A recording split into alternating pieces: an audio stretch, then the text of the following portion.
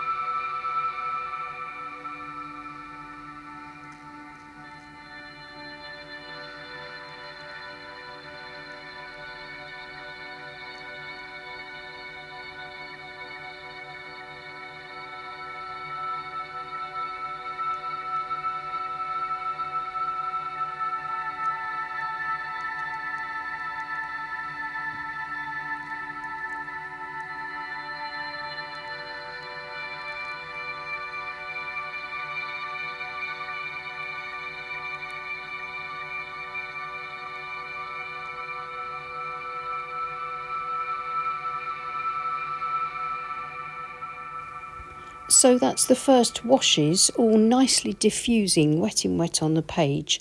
I now need to leave it to dry completely. So here's the dry painting. It's all softened back nicely, and I think I've got a good base to continue with my experiment. I'm now going to be painting onto the dry painting with wet painting, with using what's known as the wet on dry technique.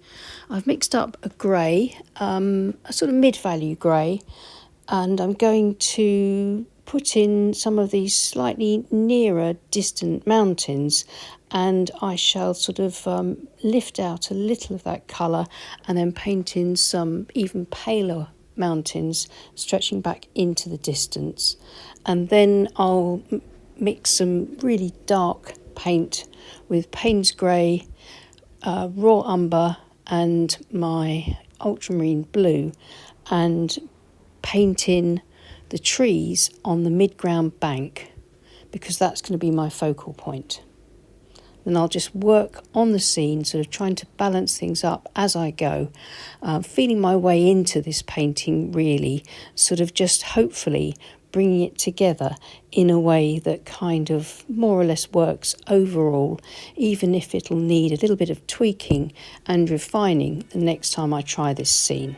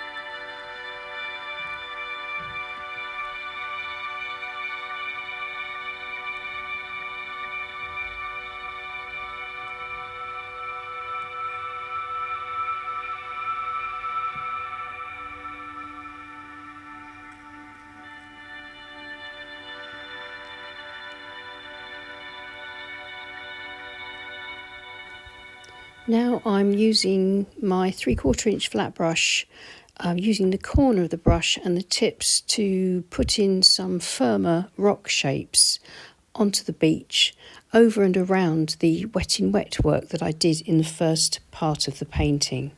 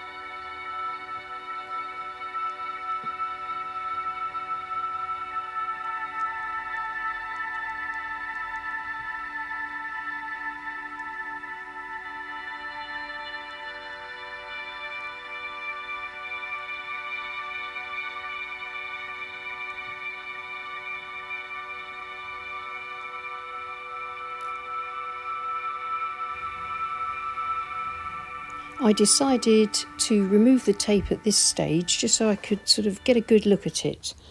And there's things that are working really nicely here, I think, and other things that are working less well, but I'm very pleased with it so far.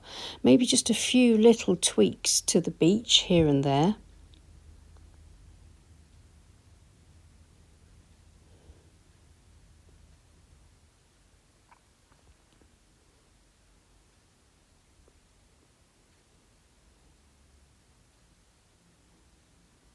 Again, this is my 3/4 inch flat brush, which is such a handy tool for these kinds of scenes.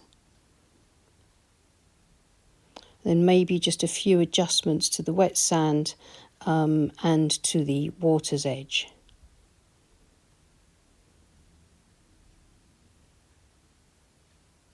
I could probably do quite a bit more to it. I think the water has ended up a little lighter than I would have liked, but with this being the first trial of this kind of scene, I'm quite pleased with it so far. And what I like to do is keep experiments at this stage so I can keep a record of them, so that the next time I try something like this, I can have a look at it and remind myself of what I want to improve. I think it's really important not to be concerned with having a finished painting when you experiment like this, but with having something that can give you a sort of stepping stone to then refine and to work on in your next painting. Well, I hope you found that useful. Please leave us a like and subscribe to our channel if you haven't already. And thank you so much to everyone that supports the channel on Patreon. We really do appreciate you.